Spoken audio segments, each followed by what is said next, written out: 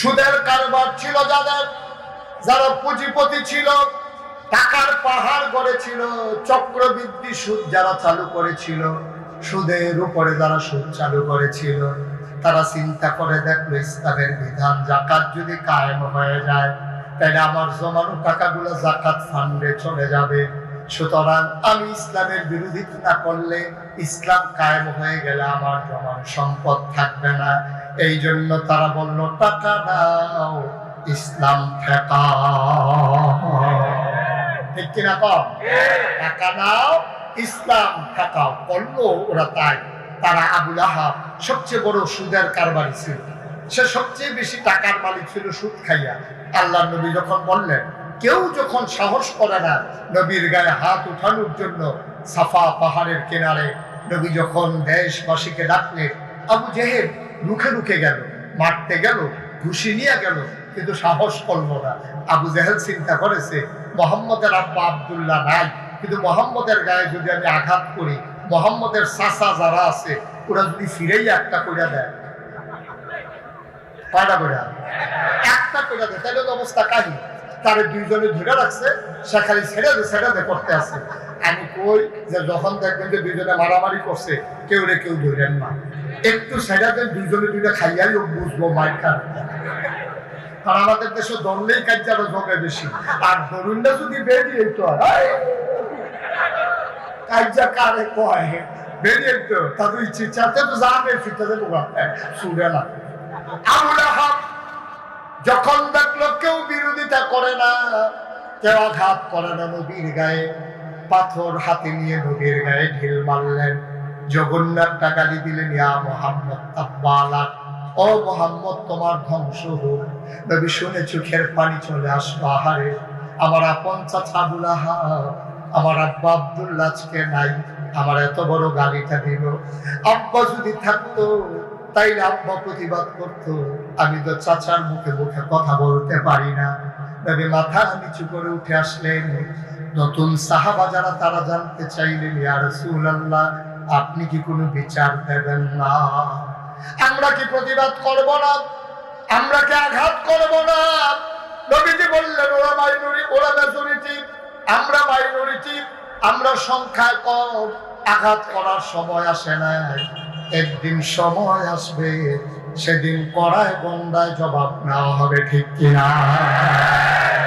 গত 2-3 বছর আগেও, 2-3 বছর কি 4 বছর তো হয় না এখনো, না 4 মাস আগে আমরা দেখেছি মসজিদের মিম্বার গুলোতে ওলামায়ে কেরাম যখন দ্বীনের সঠিক কথাগুলো বলতেন, পরের সপ্তাহে এসে দেখেন চাকরি নাই। ঠিক কিনা বলেন?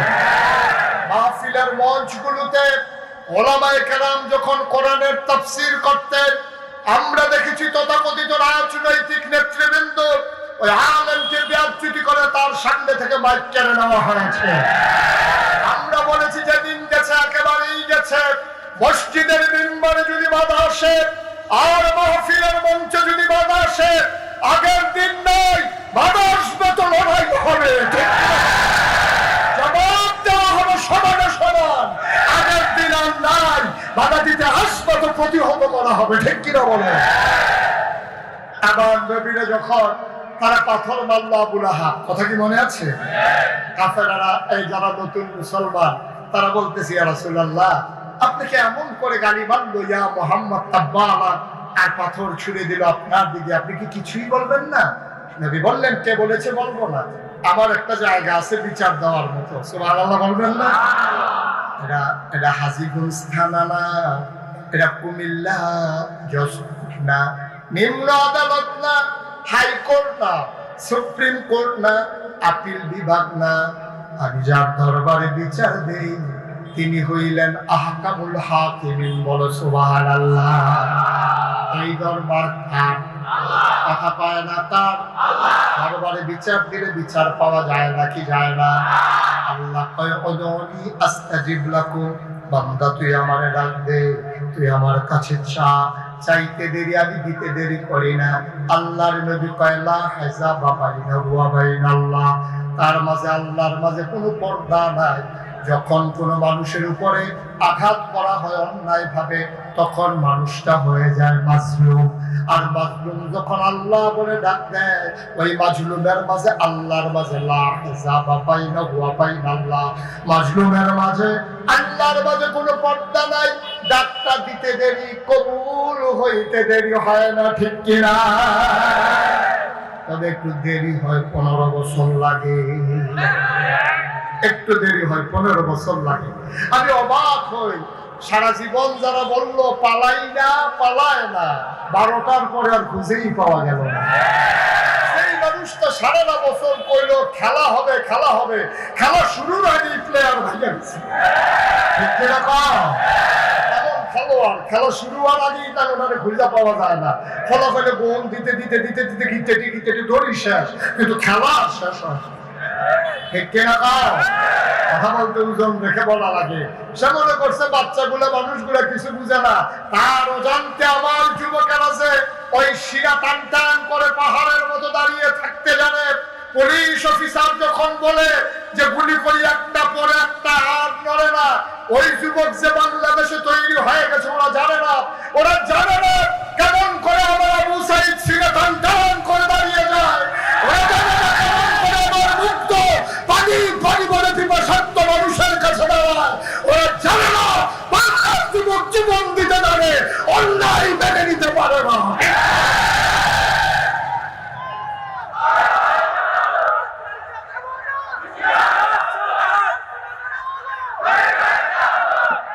বন্ধুগণ বন্ধুগণ মনে রাখা লাগবে, নবী বিচার দিলেন কার কাছে? কথা কি মনে আছে? বিচার আদালত কি ছোট না বড়? এখানে কি আপিল করার সুযোগ আছে? একেবারে আহকামুল হাকিম।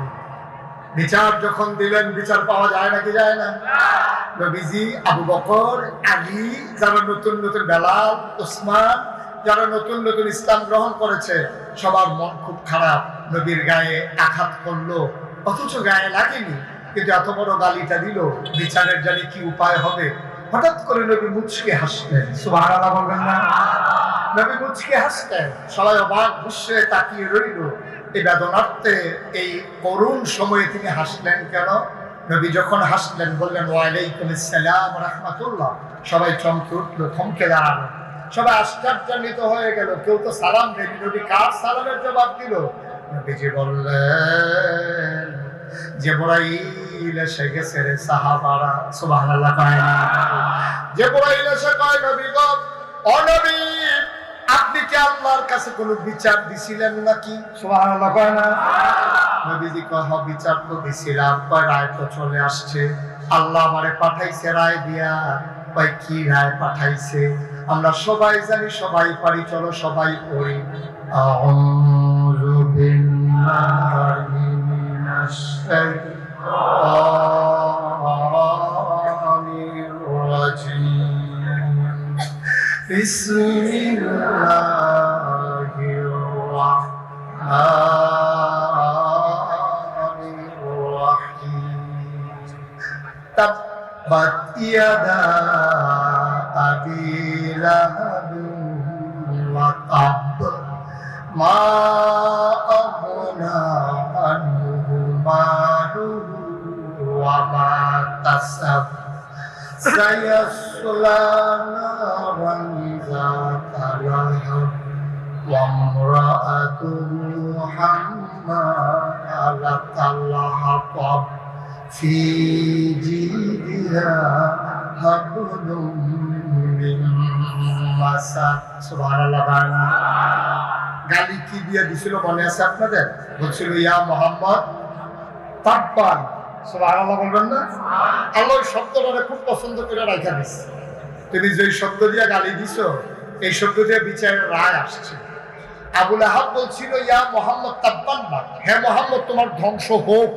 আর আল্লাহ কয় তাব্বাত, ধ্বংস হয়ে গেছে। সুবহানাল্লাহ বলবেন না? ধ্বংস হয়ে গেছে। ইয়াদা, দুই হাত, আবি লাহাব, আবু লাহাবের, ওয়াতাব, এমন ধ্বংস হইছে। ট্রমা সেন্টারে নিতে পারবা, হাড় ভাঙ্গা কবিরাজের বাড়িতে নিতে পারবা, বাঁশের ছবি বানতে পারবা, ভিতরে পাতা দিয়ে বাদ দিতে পারবা। এমন গুড়া ভাঙ্গা ভাঙছে এই হাত আর জোড়া লাগবে না, বলো সুবহানাল্লাহ। এবার প্রশ্ন আছে, প্রশ্ন হলো আবু লাহাব ঢিল মারছিল কয় হাতে? কথা কয় না দেখি, ঢিল মারছিল কয় হাতে? আল্লাহ কি করলো? কয় তাব্বাত ইয়াদা, ধ্বংস হয়ে গেছে দুই হাত। তো এক হাতে ঢিল মারছে, এটাতে যা ইচ্ছা তা করো, কাম লাগলে কুপাইয়া টুকরো টুকরো করে আলো, কাম লাগলে ট্রাকের চাকরি উঠে দিয়ে দিয়ে দেয়।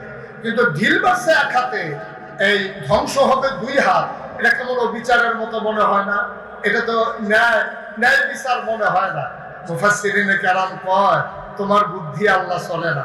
তোমরা কি খেয়াল করে দেখেছো যখন ক্রিকেট খেলা হয়, ক্রিকেটের যে বোলার যে বল করে তাকে এক হাত গামছা দিয়ে শরীরের লোকে বাঁধা হয় না, কথা বলে। আর এই হাত কি বাঁধা থাকে না খোলা থাকে? এক হাতে বল নিয়ে সে যখন দৌড় দেয় এই হাত কি এমনি রাখে না লড়ে? এই হাতে কি করে? এভাবে এভাবে এভাবে এভাবে আগাইতে আগাইতে এই হাতে বল মারে, এই হাতে হেইও করে। সুবহানাল্লাহ।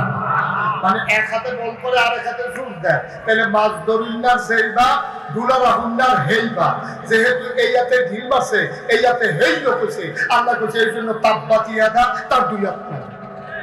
সুবহানাল্লাহ বলবেন না? মুফাসসিরিনে কেরাম কয় আল্লাহর কথা কয় কম বুঝায় বেশি।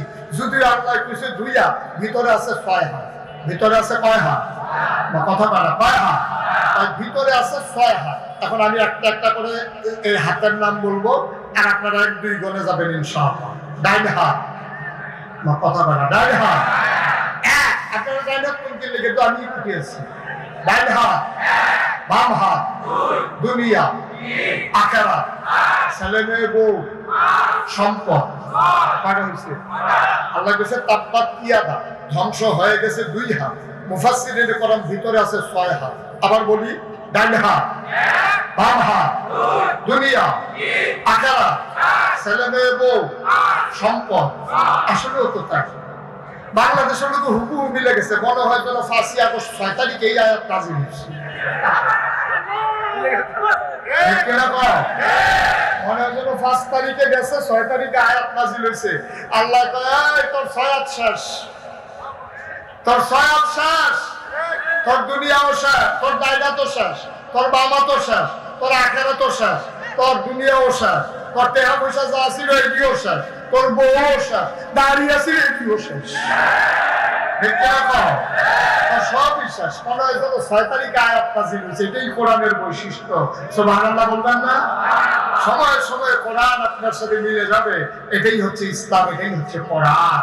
এই মানুষগুলো যখন চলে গেল তাদের সম্পদগুলো কাজে লাগলো না। আমি গতকালকে সোশ্যাল মিডিয়ার সুবাদে দেখছিলাম যে আমাদের একজনের একটা বাড়ি, বাংলু বাড়ি গাজীপুরে, ওটাকে এত সুন্দর করে ওরা বানাইছে। এখন দরজাগুলো খুলে নিয়ে গেছে, জানালাগুলো নিয়ে গেছে। এখন ওইখানে কেউ ছাগল লইয়া যায়, কেউ এই বাচ্চা লইয়া ঘুরে, কেউ বাদাম খায়, ফলাফলে ক্রিকেট খেলে, কেউ ফুটবল খেলে। ওই তাব্বাত ইয়াদা। তোর জিনিস তোর কোনো ব্যবহার করতে দেবো না, তোর ধ্বংস করে দেবো। এই বাচ্চাগুলোকে বসাই দেন তুমি করে। সবাই কোন আমি, যেরকম আমি। তাইলে এই যে আল্লাহ তাবারক ওয়া তাআলা আপনাকে ওই মানুষগুলো যারা পুঁজিপতি ছিল, টাকাওয়ালা ছিল, অন্যায়ভাবে টাকার মালিক হয়েছে, তারা ইসলামের বিরোধিতা করেছে। আমরা বাংলাদেশে দেখেছি যেই সব মানুষেরা বাতাস আসলে গাছে ধরে দাঁড়াই থাকতো, বিড়ার ভিতরে কুত্তা ঘুমাইতো, ওই মানুষগুলোর গ্রামে বাড়ি হয়েছে, শহরে বাড়ি হয়েছে, মালয়েশিয়ায় তাদের সেকেন্ড হোম হয়েছে, কানাডায় তাদের বাড়ি হয়েছে, তাদের টাকার অভাব নাই। আমরা দেখলাম এই মানুষগুলো 5 বছর আগে কেমন ছিল, 5 বছর পরে কেমন হয়েছে। ওরা ইসলামের জন্য সবচেয়ে বড় বাধা হয়ে দাঁড়িয়েছে। যারা আমার শেয়ার বাজার ধ্বংসের মাধ্যমে আমার মধ্যমায়ের মানুষগুলোকে ধ্বংস করে দিয়েছে, তারা আমার এই শেয়ার বাজার চুরির মাধ্যমে, লুণ্ঠনের মাধ্যমে দেখা গেল ওই দরবেশ বাবা সব শেষ করে দিয়েছে। এখন ওরা তো ইসলামের বিরোধিতা করবেই।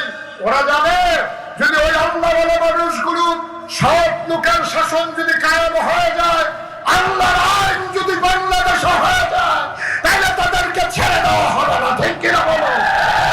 এজন্য তারাই সবচেয়ে সবচেয়ে বড় বেশি বিরোধিতা করেছে। কয় দলটা বিরোধিতা করেছে? গেল কয় দল?